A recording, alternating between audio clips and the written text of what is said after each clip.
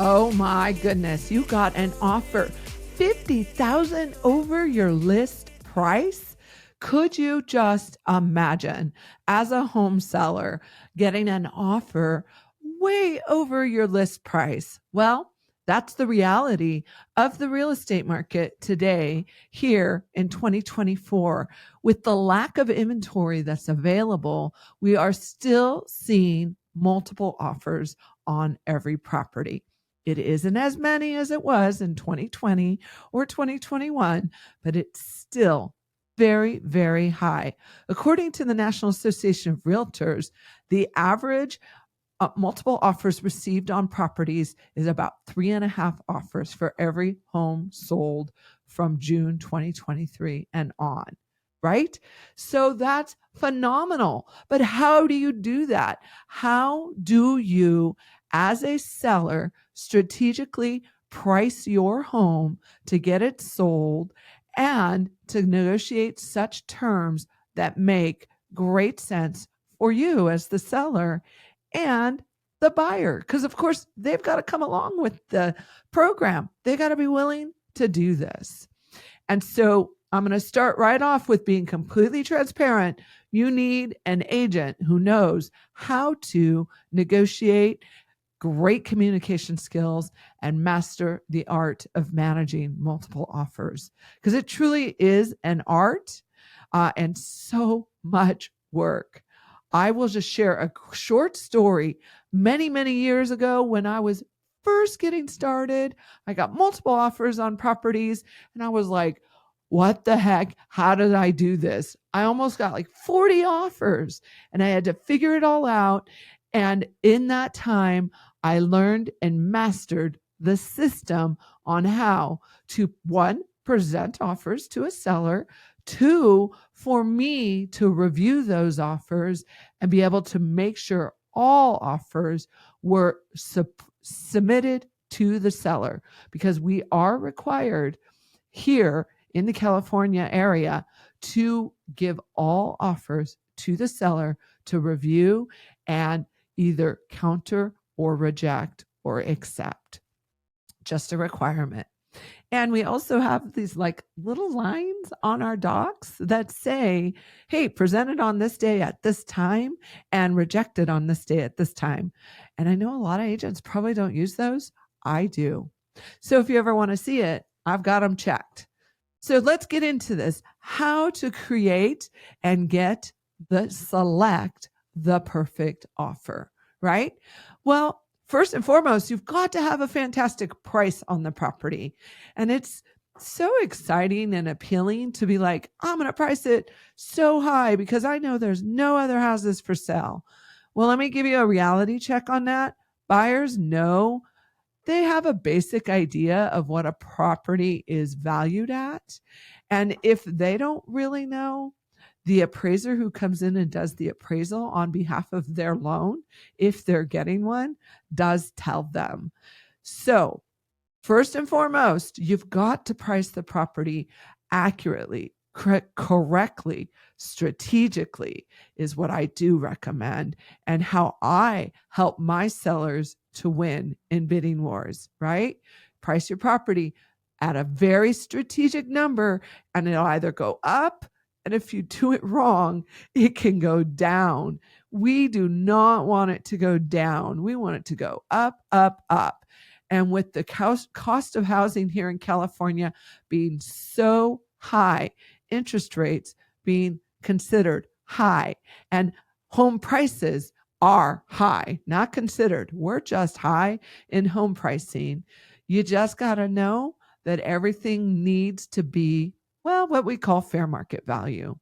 And then you just let the buyers do the rest and pushing it on up beyond that so that you as a seller achieve the goal you were looking for.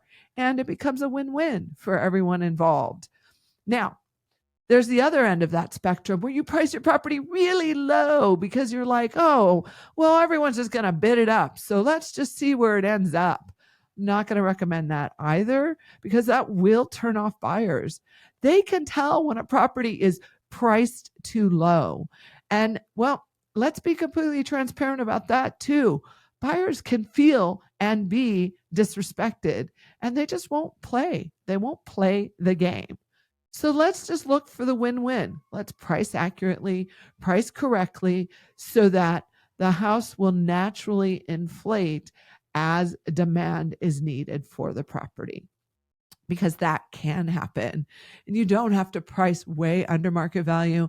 You don't have to price way over market value. Just price right at fair market value strategically, right? So that is how you, as Dave Ramsey says on his site, crank up the competition, make it happen, right? You gotta just price correctly for sure. 110%. And the easiest way to figure out the appropriate price for your property is to have your professional realtor do that comparable market analysis. Another way you can do it too is you can hire an appraiser and have an appraiser come out and give you a value of what they think the resale market value would be. You've got to be sure to explain to the appraiser that you're selling this property on the MLS. And so you want their opinion of what the value is. Now, remember, this is just an opinion.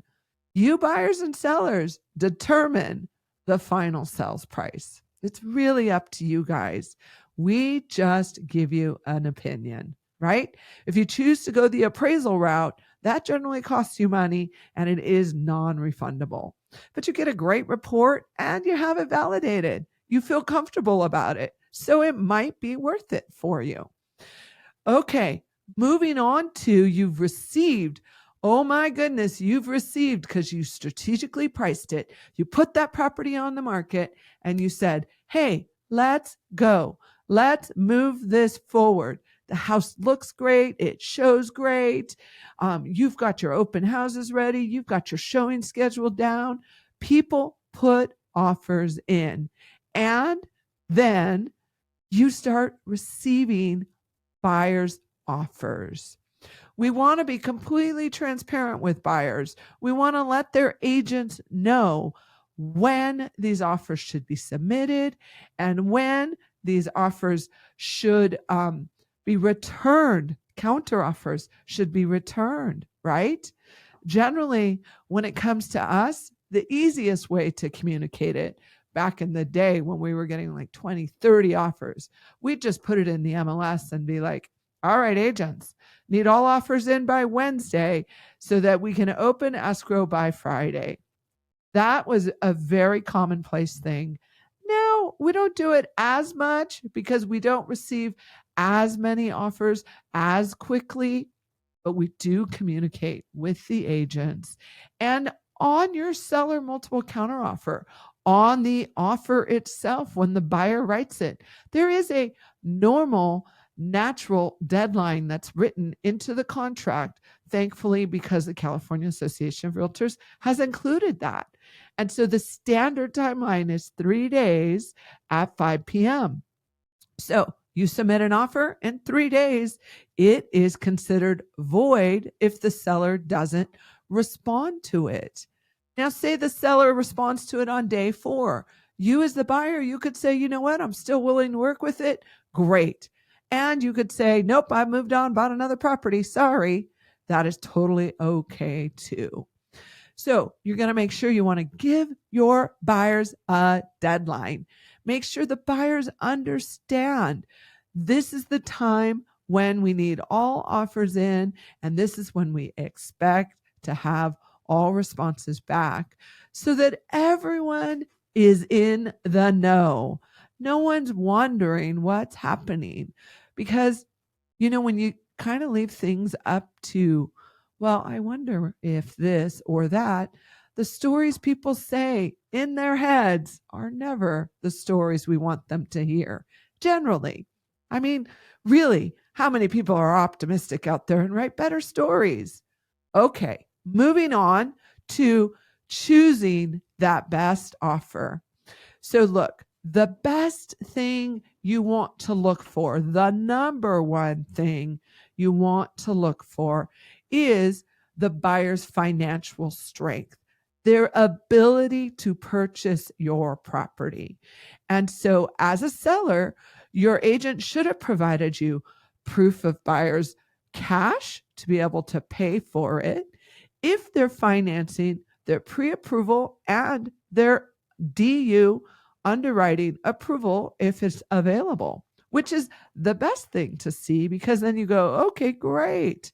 These are the details of what they need to complete in order to finally move to close of escrow on your property. It really gives you a lot of details. So you want to look at their financial ability. More money in the bank obviously makes them stronger because they have the ability to overcome any issues that may arise, especially when you end up selling a property for more than market value. Because the reality is, it's not likely to appraise. And so, what happens?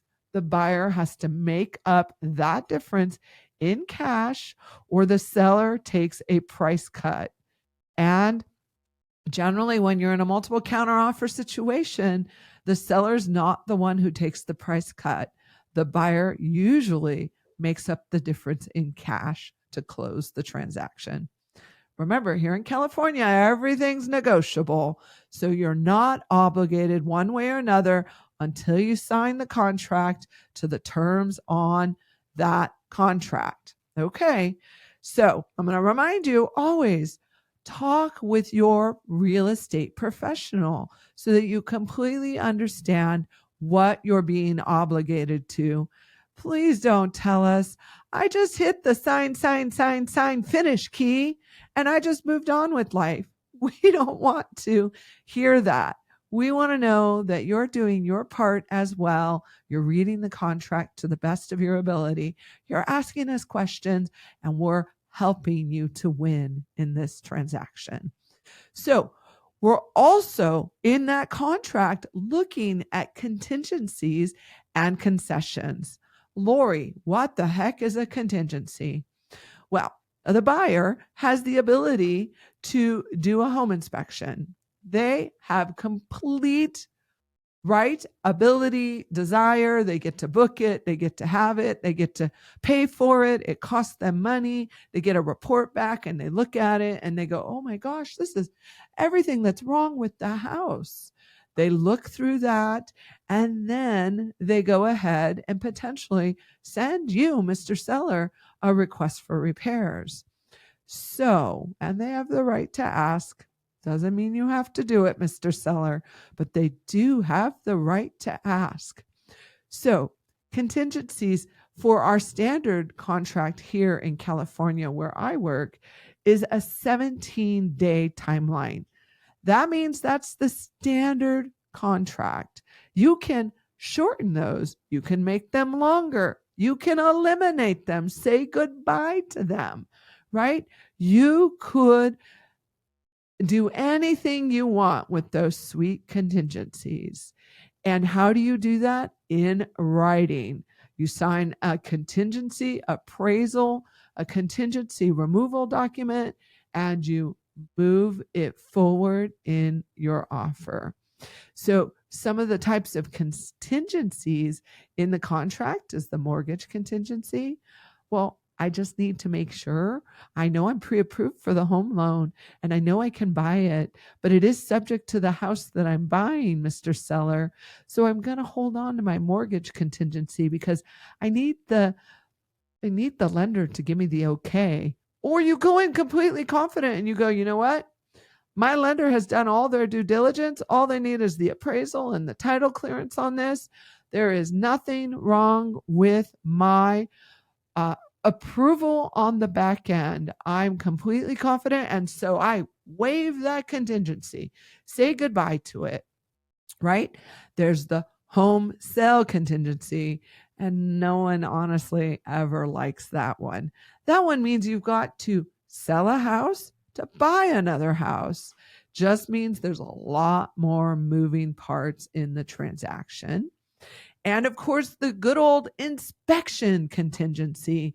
What is the inspection contingency? Shared with you earlier. They're going to do that home inspection and they're going to ask you for repairs or not, right? As a seller, the only thing you have to do here in the state of California is make sure those smoke detectors are installed in all the sleeping quarters. Make sure you have a CO smoke detector on each level of the house. So if you have 2 stories, 3 stories, 4 stories, you need to have one on each level of the house. And make sure that water heater is strapped with 2 straps and strapped properly. They shouldn't be loose. They're supposed to support that water heater. Okay. And getting back to the other appraisal contingency, we touched on that a little earlier. That's where, say I sold the house for $1 million, but then the buyer offered me 1.1, and let's be real, I know it's not worth that, but I'm going to go with it. And the buyer said, you know what? I don't care if it appraises at 1.1 or 950,000. I want this house. So they waive that contingency. That is fantastic. We love getting stuff like that for the sellers. Now, concessions. What's that word mean? That means maybe the buyer asked you, Mr. Seller, for $20,000 towards a rate buy down because, well, rates are so high. Or maybe they asked for it for repairs. So they get it in the form of closing costs. All that means is you're not doling out cash when they walk and get the keys.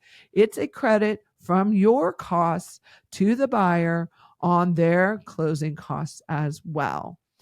It is a big no-no to give money outside of escrow in our California real estate transactions. No, shouldn't happen, right?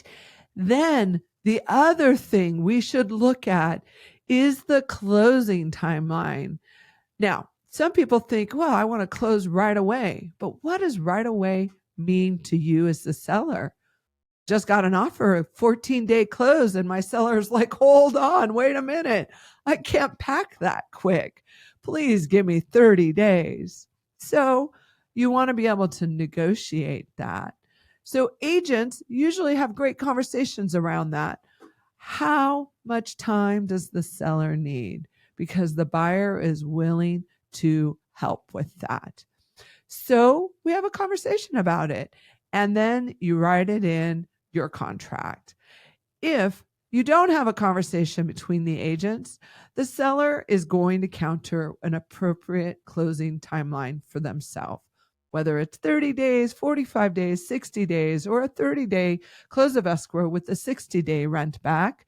It could be anything you really want. It's just all a matter of the art of negotiation, right? So, look, here's a couple of things that I'm going to recommend you don't do. Don't hire an agent who isn't talking to all the other parties. It doesn't work. The art of negotiation is a conversation. So make sure your agent is great at having really good, difficult conversations. I had an agent mention to me the other day, well, I'm not threatening you, Lori, but we do have other offers. I said, you're not threatening me, you're negotiating. Let's use the appropriate language, right? It's called negotiating. It's not confrontational. It's not disrespectful. It's called negotiating. And I love to do it, right? You want to make sure you're communicating what's going on. And the best way to do that is to make sure that you, as the seller, are communicating with your agent as quickly and efficiently as possible. And then setting up timelines, appointments to review those documents so that the agent can then communicate to the other agents what is happening. Transparency is the best way to go. 100%. Just be completely transparent. We have multiple offers. Sellers, you have the right here in California to say, you know what, I got an offer at 1.1, so I need you to go above that. You have the right to do that. Let's see, what's another one? I love the best and final. I don't know. I'm not a big fan of it. You all may be. I'm not a big fan of it. I'm like, let's tell them what you want and see if they match it or level it up, right? I think if you want something, you should just ask for it. Don't tell me, well, give me your best and final. Maybe they were going to give more and you let them determine what your sales price is. Who should allow them to determine what you net? This is your equity, Mr. Seller. Let's make it a win for you, and they get your beautiful home at a price that's a win for them. What more could you ask for, right? In the end, what I want to remind you is you pick the best offer that works for you. And yes, your emotions are going to get in the way. You're going to want to know, oh, well, I like this particular buyer more than another buyer. That's natural. Don't feel bad about it. Don't think that you're making an emotionally charged decision. You've been emotionally connected to this house for however long you've been there. So your emotions may be really high or they just may be flat. Whatever it be, it's no judgment from me.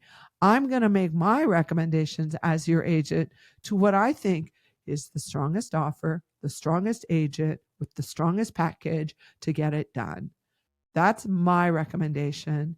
And you're not going to get those buyer letters. They're not allowed anymore here in the state of California. Not going to happen.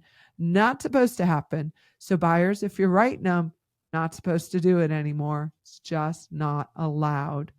So, as a reminder on this, when working with multiple offers and setting yourself up to win as a seller, price competitively, trust your agent, hire a strong agent who has great communication skills, and set up deadlines and allow for showings, and then negotiate through the process and be completely transparent.